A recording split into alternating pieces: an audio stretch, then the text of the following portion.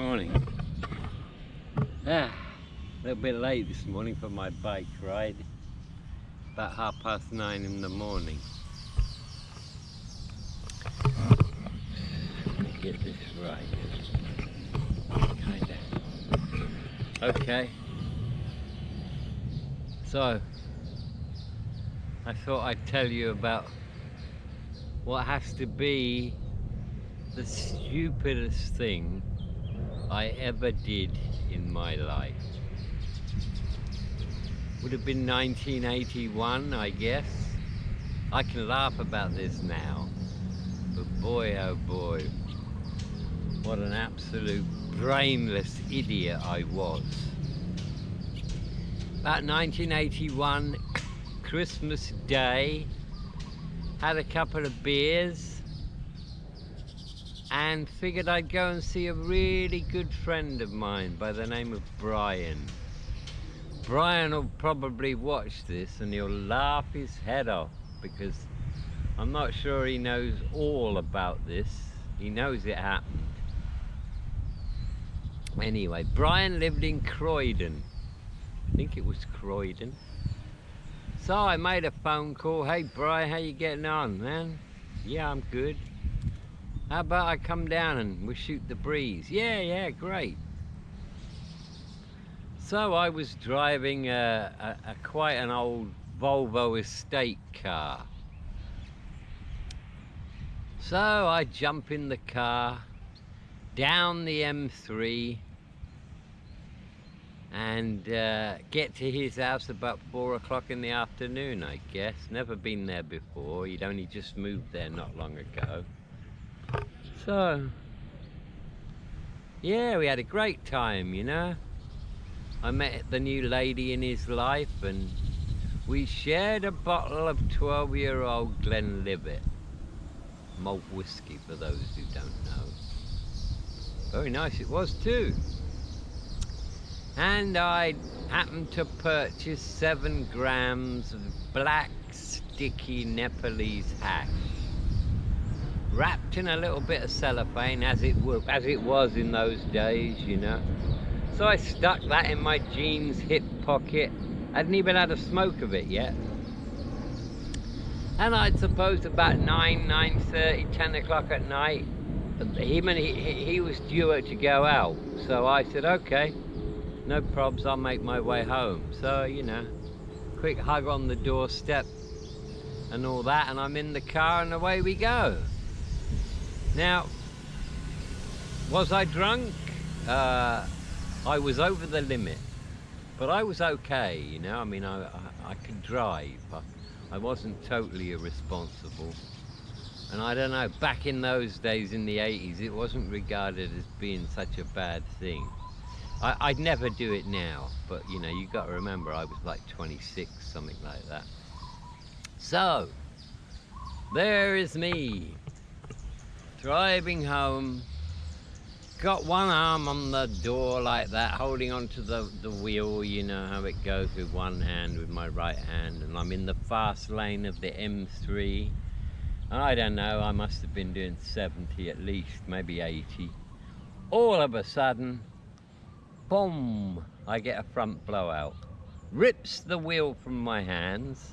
I had my belt on, thank God, otherwise that would have been the end of me.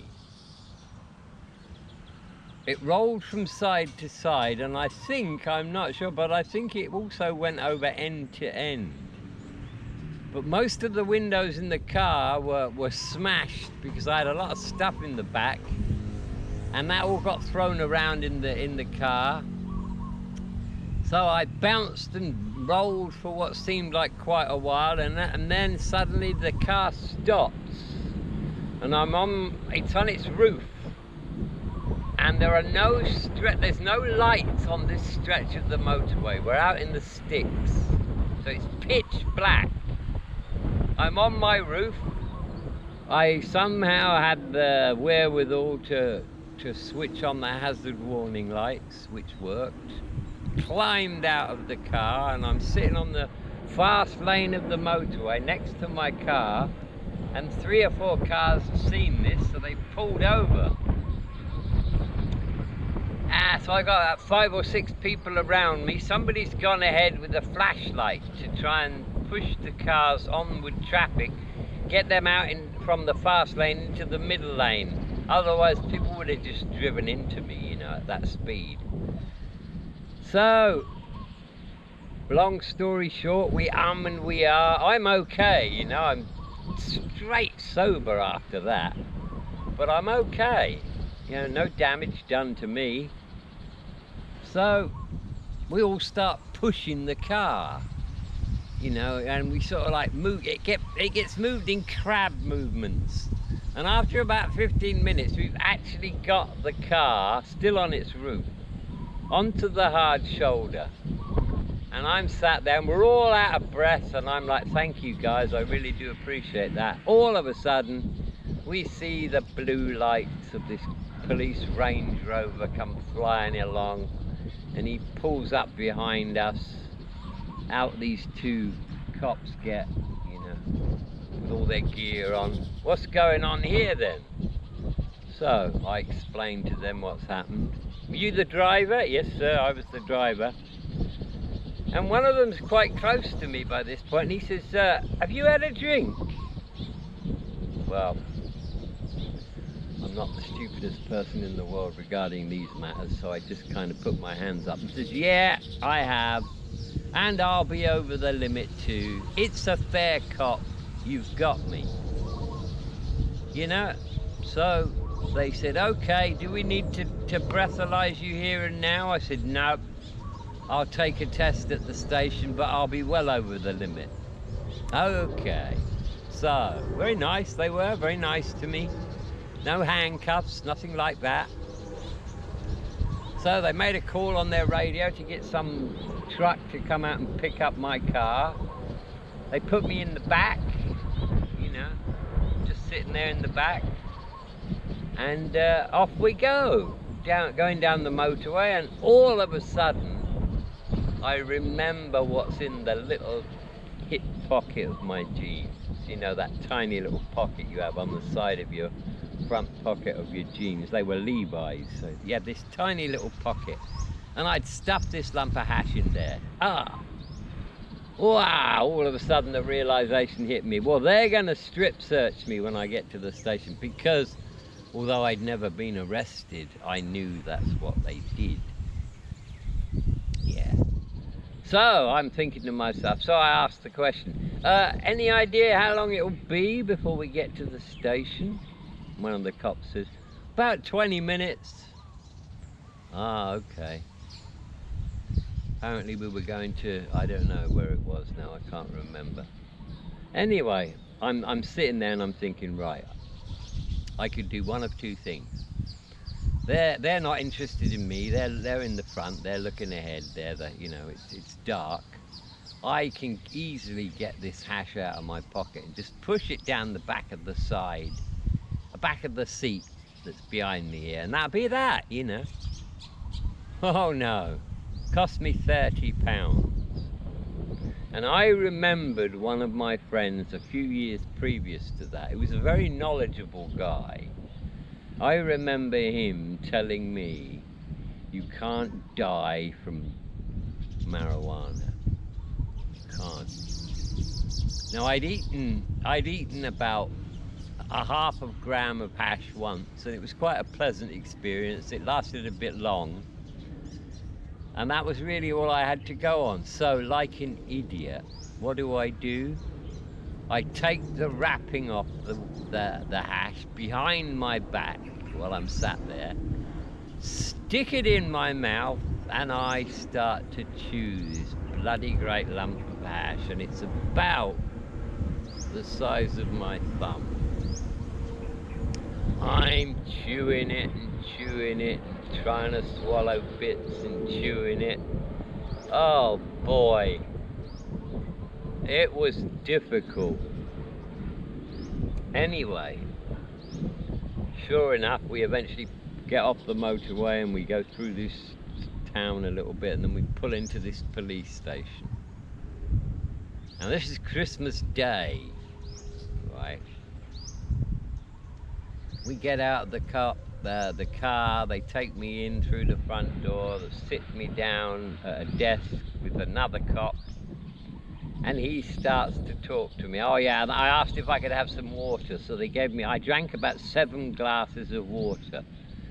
Not only was I thirsty, I was trying to get rid of all these little black bits that were stuck between my teeth. I mean, I'd chewed and swallowed this 7-gram piece of hash, and I know it was 7 grams because I paid for 7 grams, a 1/4 ounce. So this cop says to me, I said, well, what's the procedure now then? He said, oh, it's quite simple really. We just take all your details and we'll give you a blood test or a urine sample, and you'll get bailed out and you come back to the magistrate's court here in a few months' time, and you plead whatever you want to plead to driving whilst under the influence. Okay, let's do it. So I'm already thinking, well, I should be able to get out of this police station in time to book a hotel room, because I knew what was coming. Well, I thought I knew what was coming. So he starts to get the details, he's writing on this piece of paper, and all of a sudden I hear this terrible commotion. Well, we all do. And shouting and screaming and thumping and banging, and all of a sudden the cop who's with me said, excuse me, and he's got up and he's ran out to the main area there, and what had happened is there'd been some big fight in a local pub. And so the police had gone down there en masse, you know, and they'd arrested all these guys and bringing them in through the front door. So I'm left sat on my own at this desk. I don't know how long it was, 5 minutes, 10 minutes, we're starting. Now I'm starting to feel a bit woozy, you know. Eventually he's come back. He sat down opposite me and said, right, where were we? And I got my hand, I'm leaning on my arm like this, you know. Can we hurry this up? Yeah, what's the matter? I don't feel too good, man. I just don't feel too good. Now it's starting to come on in absolute waves. Boy! Every wave I thought, oh boy, this is just terrible. And in the end I look at him and I say, look, I don't want to be a pain or anything, but I just need to lay down, man. I gotta lay down. And he goes and gets one of his colleagues, and so in the end they decide to lead me to a cell, and they let me sleep on the floor in the cell, and they don't lock the door. And I don't remember much after that.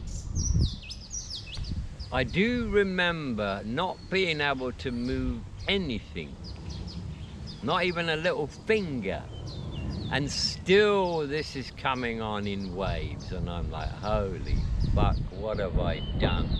This is gonna last for a couple of days.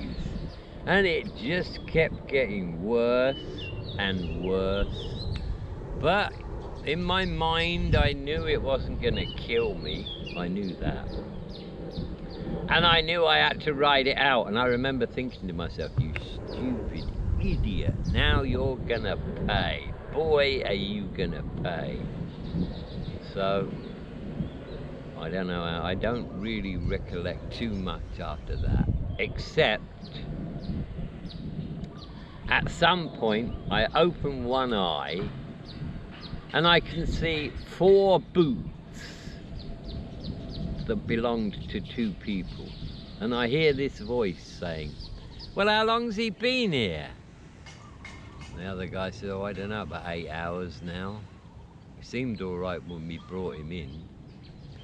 And he was involved in a big accident on the motorway. Well, yeah, his car was totaled. No other cars involved.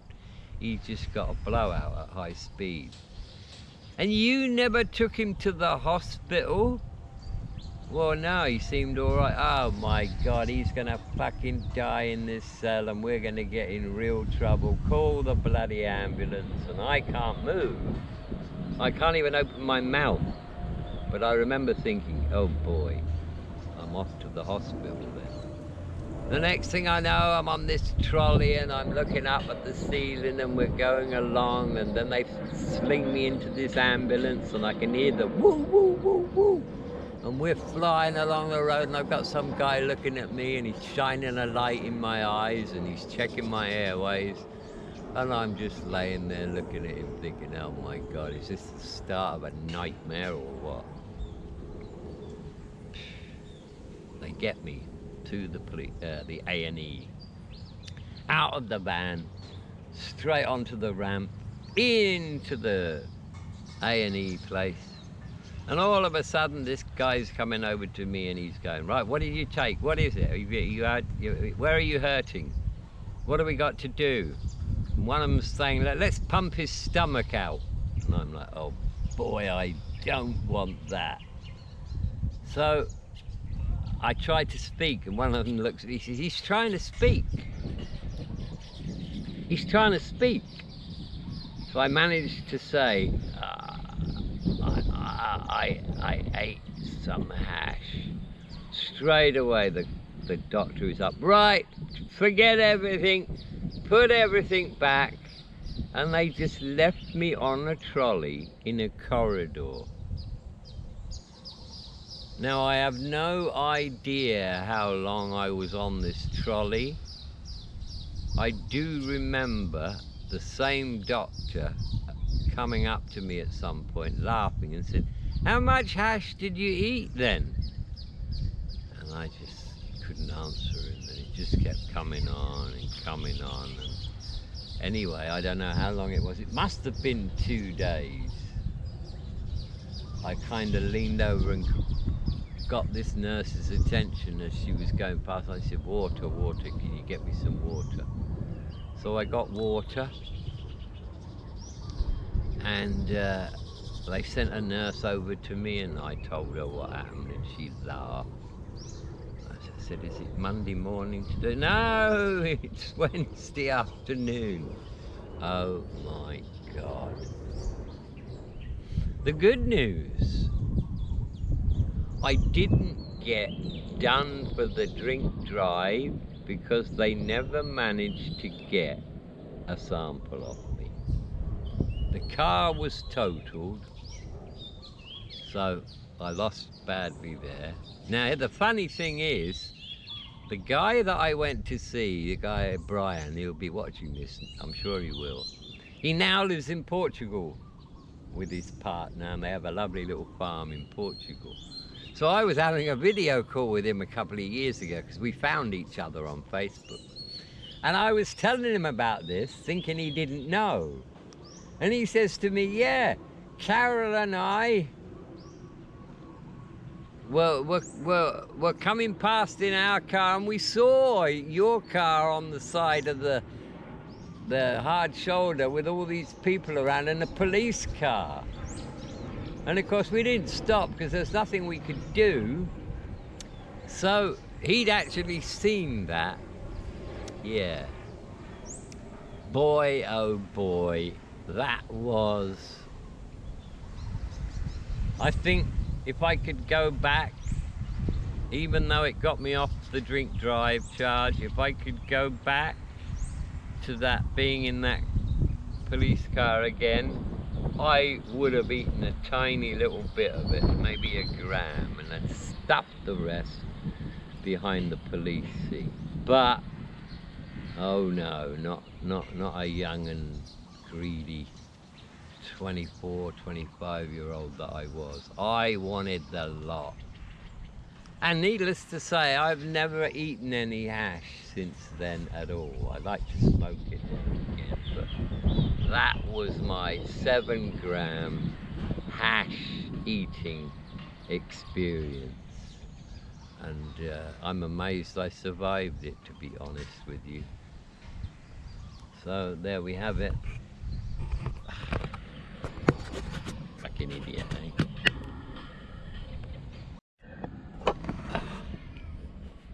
We are again.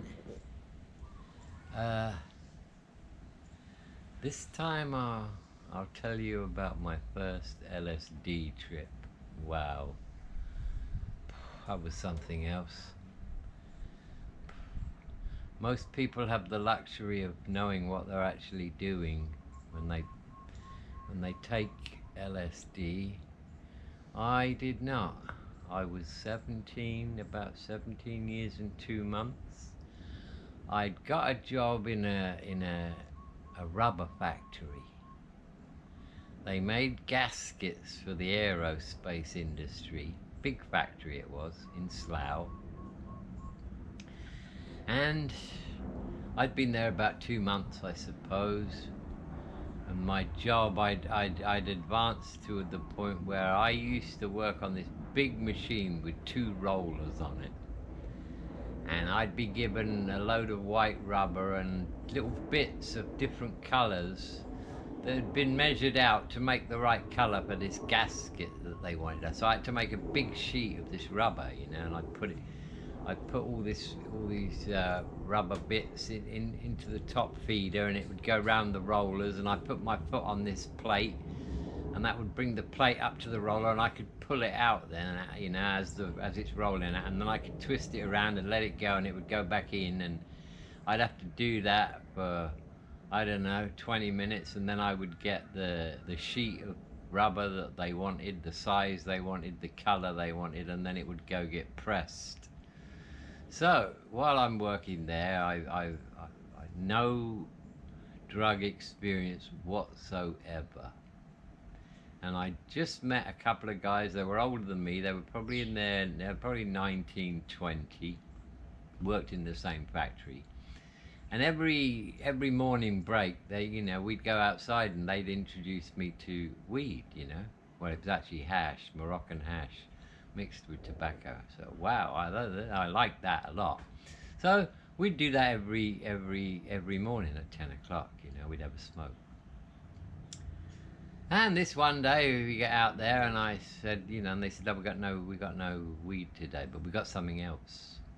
Oh yeah, what's that? So he opened this little container, and there were these tiny microdots, red colour they were, about the size of a pinhead. And I said, what's that? He said, oh, it's pretty similar to what we smoke. You just put it under your tongue and just wait, you know. Oh, okay. Yeah, we've taken ours, so here's one for you. So what do? I put it under my tongue, and we have a cigarette, and I go back into work. No warning about what was going to happen, nothing. So, I don't know, half an hour later I'm working away on this machine, and I'm working on this rubber, and I suddenly start to get this hissing in my ears, you know. And I thought, what's that? That's weird.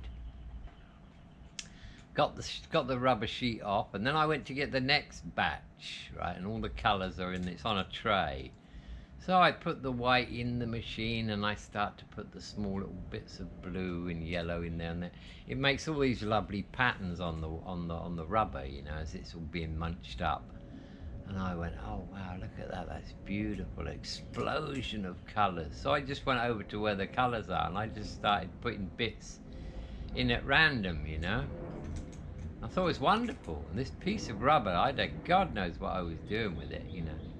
And I was making it into a sheet, I was doing all the things I had to do, and suddenly my foreman comes over, and he looked at me, he says, what the hell are you doing? And I just started to laugh, you know, I just couldn't stop laughing. Well, those of you who've done any acid would know. I was euphoric, but I couldn't stop laughing. So he's taken me off this job, and he's put me in a large room with a load of women, most of them were of Jamaican origin, all sat in a big circle. And I'm sitting in the circle, and we've each got 2 bins in front of us. One's got the gaskets in, the seals, and the other one's got the bits you pick off. So my job was to just pick up all the bits around this gasket, get all the excess off it, make sure it's all clean, and then put it in another bucket. And I'm doing this, and I'm watching these women do this. Suddenly this black woman across the other side of the circle, she looked at me, and she looked straight at me, and instead of picking off bits off the gasket, she went to her face and she started pulling bits off her face, and I looked at the other women and they all looked at me and they smiled, and they started to peel off their faces as well, and I just screamed and got up and ran. And the next thing I know, it's lunchtime, and these two guys have taken me to Slough High Street. Middle of the day. Very busy place it was. And as we're standing on the side of the road, I saw across the road a bus. It was a double-decker bus. And it came along, and it was going a little bit, it wasn't going that fast, but it hit this woman, and it knocked her, I don't know, 10 or 15 feet, and she landed in a crumple on the ground. I thought this was so funny, and I started to laugh. Oh my God, the people looked at me. These two guys got me out of there real quick. And they ended up taking me home. And they said, look, you'll be all right in the morning. Just don't go anywhere for the rest of the day. And I'm like, what's going on with me? And they said, it's that little thing we gave you, you know, you'll be okay. And I went back to my bed sit where I lived, this little one room that I shared in a house with a Romanian family, and I tried to close my eyes, but I could see the ceiling peeling, and boy, it was a few hours until that one was over, and I was very wary of those microdots after that, very wary.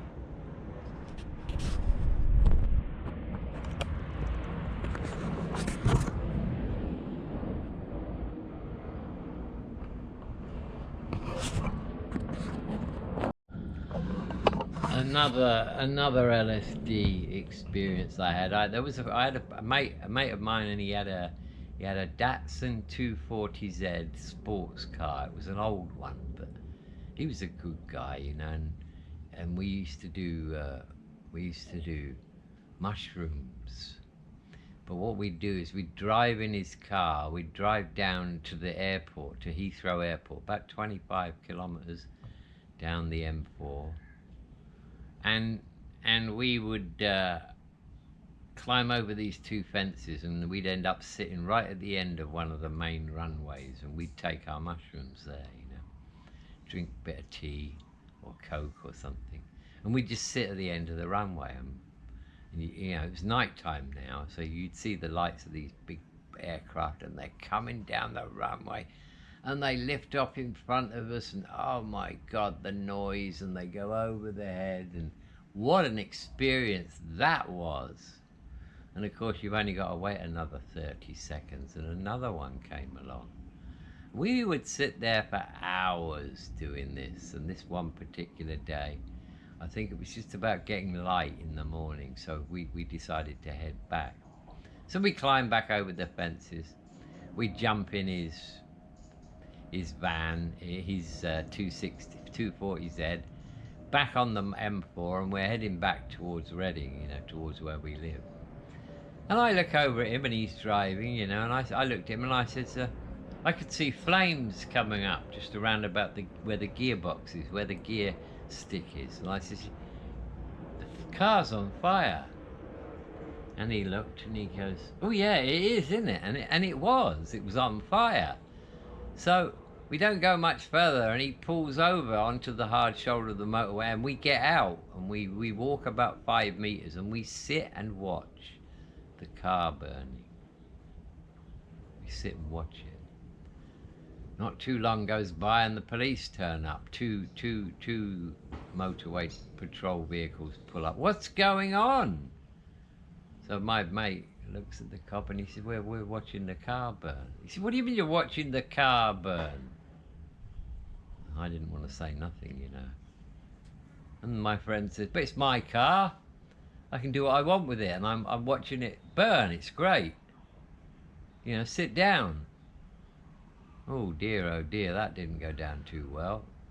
The fire brigade eventually arrived.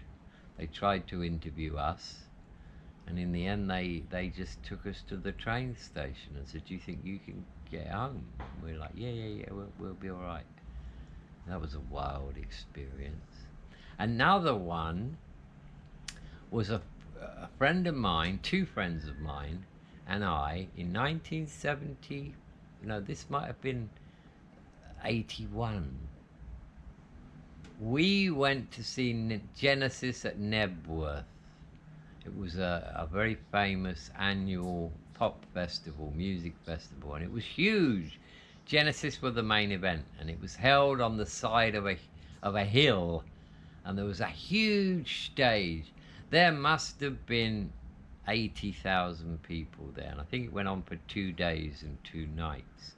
So we went, and all we had was two big backpacks full of beer and alcohol, whiskey, vodka, gin.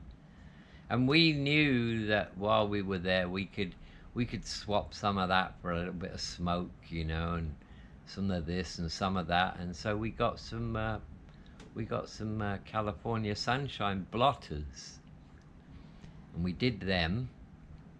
And we were as high as a kite when Genesis arrived in their helicopter, and they had fluorescent blades on the helicopter that brought them there. And oh my God, once they started playing, the power that they needed for their lights, they had something like 50 jumbo jet headlights above the stage pointing out to the crowd, as well as laser stuff.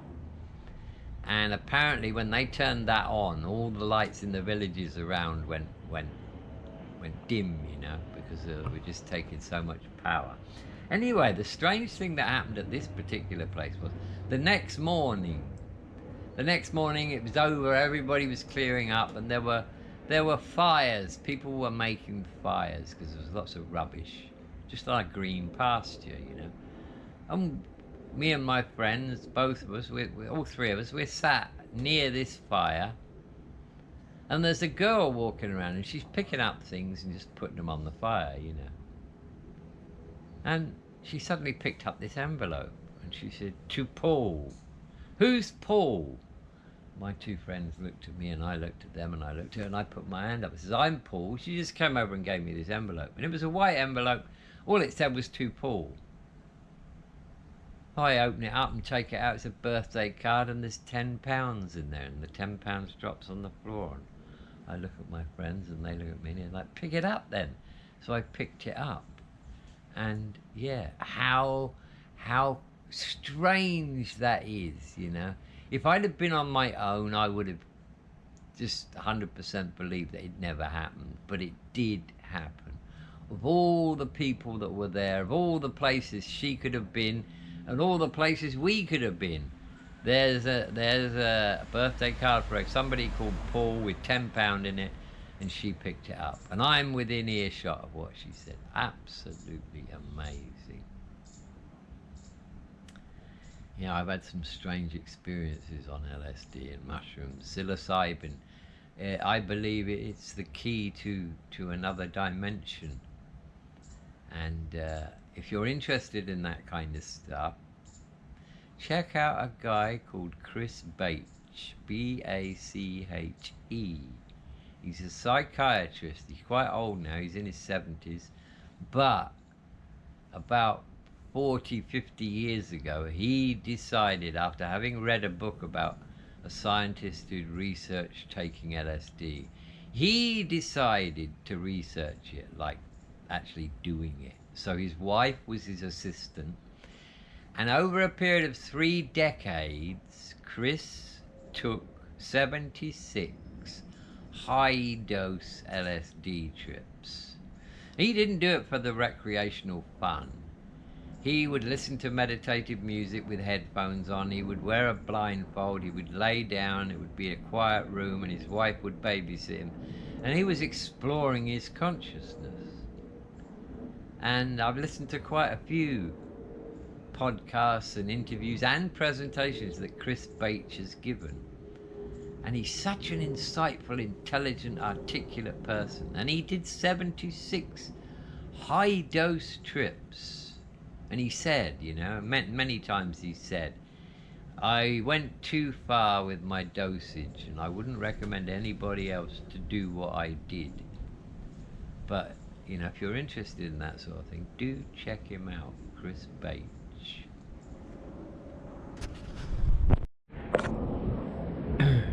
another acid experience. I was round somebody's house. It was a party.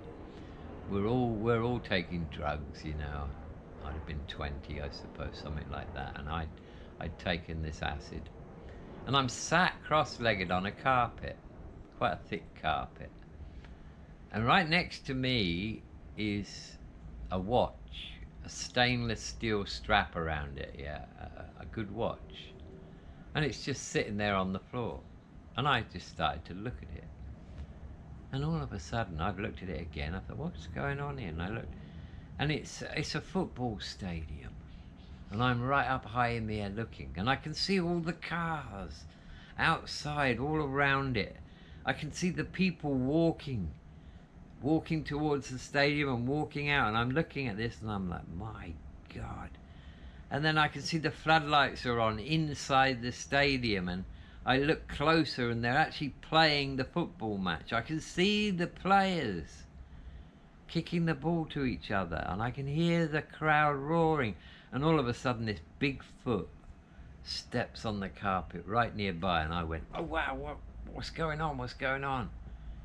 Yeah, an amazing experience.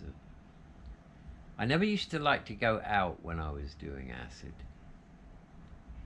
Some people do, you know, they can talk to people who are straight, but I couldn't. So I'd always preferred to be in a place that I know, like my own place, and with a couple of people, at least one who wasn't on acid, so that we wouldn't do anything stupid like try and jump out of a window or something. Yeah. I remember another time, and I shared a flat with a couple of guys, and we'd all taken one of these dots about 8, 9 o'clock in the morning. And I'd been in the kitchen. I'd filled up the kettle in the kitchen, and it was one of these kettles where it was an electric kettle, but when you plugged it in, there wasn't any thermostat switch to turn it off. You just had to wait till it boils and then pull the plug out. We were in the lounge, and I'd filled it up some time before. Maybe we were going to drink coffee or something, but we're all just coming up on this acid. So I've gone towards the kitchen, and the kitchen door is closed, but I can see all this white smoke coming out. And I opened the door, and my God, sitting on top of the kitchen unit is this bloody dragon, and it's got a neck like a cobra, and it's spitting out all this white smoke, and it looks over at me and goes and blows all this smoke at me, and I'm like, oh my God. So I shut the door and go running back to the guys, and I said to them, look, you know, there's something in the kitchen, man. It's alive. Its tail's connected to the wall. So these guys are like, oh wow, let's go look. So we all hide behind the door, and I open it a little bit, and they go, yeah, we see it. Oh my God, it's an alien. Look at it. And of course, what was really happening was the kettle was just boiling and boiling and boiling. Eventually, one of the guys had a brainwave, and he went into the bathroom, soaked a big bathroom towel, and we burst the door open, ran in there, and threw the towel over it and pulled its tail out of the wall. And that was that. Yeah, terrifying experience. It kind of was.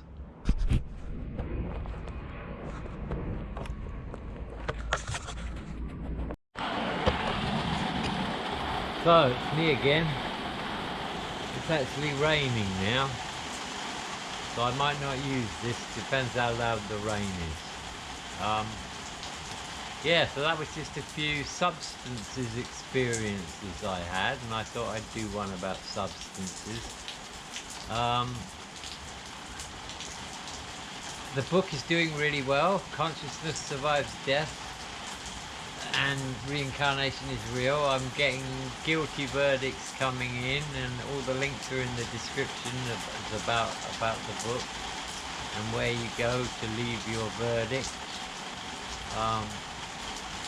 Yeah, if you want to be a part of a global project and you want to lose your fear of death, just buy the book, read it, do your own research, and then go to consciousnesssurvivesdeath.com and leave your verdict. And Make an old man happy.